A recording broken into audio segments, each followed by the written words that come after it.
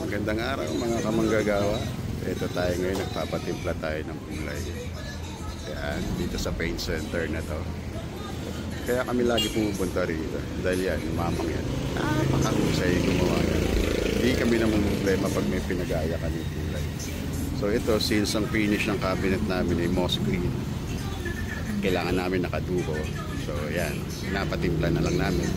Instead na kami pang gumawa para mas mabilis, mas matipid syempre sa materyales. Pansinin nyo guys, meron tayong yellow, meron red, meron blue. Yung tatlong kulay na yun, ang tawag dyan primary color. No? Pag meron kang tatlong kulay na yan, lahat ng kulay kuha mo na. So para magkatalo lang yan sa shades, may dark, may light. Kaya meron itim, meron tayong itim na pintura at meron tayong puti. Ang tawag doon, pigment color. Yan yung nagbibigay ng shades sa bawat kulay.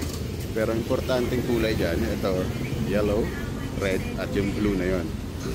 Pag meron kang kulay ng tatlong yan, yung primary color na yan, lahat ng kulay sa color wheel, makukuha mo na. So ito, dahil naka-duco finish ang ating cabinet, at moss green ang request ni client, so pinapatimpla natin. At itong mamang to, napakahusay nito. Kaya dito kami lagi pumupunta sa paint center na to. Bigay lang namin yung kulay, gets nyo na agad yan.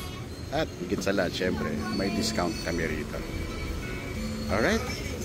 Salamat muli mga kamanggagawa. Pagpalain tayo ng Panginoon. Ingat po sa buong maghapong trabaho.